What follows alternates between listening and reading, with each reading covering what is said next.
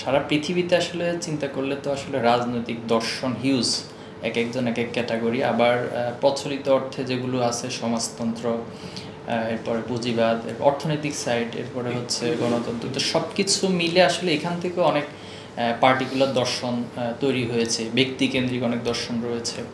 তো বাংলাদেশের পার্সপেক্টিভে আমার কাছে যেটা মনে হয় যে আমাদের যেটা জাতীয় আদর্শ হওয়ার কথা, আপনি যদি বাংলাদেশের ইতিহাসটা একটু পিছন থেকে স্টাডি করে আসেন বা দেখেন, তো সেটা যেটা এখানে একটা সময় আর্য, পাল, এরপরে সেন বংশ ছিল, ইখতিয়ারউদ্দিন মোহাম্মদ বিন বখতিয়ার খিলজি, তারা এখানে বাংলা জয় করেছিল।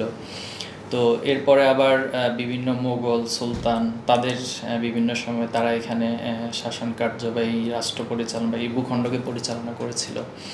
এরপর একটা পর্যায়ে ব্রিটিশরা আসলো। তো এই সব কিছু এরপর আবার দ্বিজাতি তত্ত্বের মধ্য দিয়ে ভারত পাকিস্তান আলাদা হলো, বাংলাদেশ 71 সালে আলাদা রাষ্ট্র হলো, স্বাধীন হলো।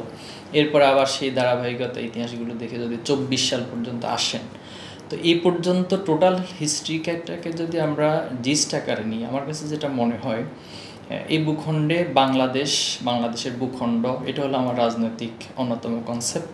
পাশাপাশি দ্বিজাতি তত্ত্বের ভিত্তিতে যেহেতু একটা কনসেপ্ট নিয়ে আলাদা হয়েছিল, এখানে মুসলিম মেজরিটি বসবাস করে, তো সে জায়গায় মুসলিম মেজরিটির যে কালচার, তাদের যে এখানে বাংলা এবং মুসলিম এই দুইটার সমন্বয়ে যে আদর্শটা, আমার কাছে মনে হয় যে বাংলাদেশে এটা হলো আলটিমেট। তবে এখানে আরেকটা বিষয় হচ্ছে, যেহেতু 90% মুসলিম বাট অন্য যারা আছে, তো তাদের জায়গা থেকেও ইসলাম আসলে সবাইকে সৌহার্দ্য এবং সম্প্রীতিতে বিশ্বাস করে। আপনি যদি ইসলাম যদি খুব ভালো করে খেয়াল করেন, পৃথিবীর যেখানে ইসলাম বিজয় হয়েছে বা ইসলাম পলিটিক্যাল জায়গা থেকে পাওয়ার হোল্ড করেছে, সেখানে দেখবেন যে অমুসলিমরা বা অন্য সম্প্রদায় যারা আছে, তারা তাদের অধিকারটা সবচেয়ে বেশি পেয়েছে। আমি এটাকে আপনাকে একবারে হিস্ট্রিক্যাল চ্যালেঞ্জ করতে চাই, যে কেউ যদি কম্পারেটিভ হিস্ট্রি পৃথিবীর ইতিহাসে বা বাংলাদেশের এই ভূখণ্ডের ইতিহাসে যদি ভালো করে স্টাডিটা করে, তো সে জায়গা থেকে আমার কাছে মনে হয় এই দর্শনের মধ্য দিয়েই এই বাংলাদেশের নাগরিকদের যে চাহিদাটা,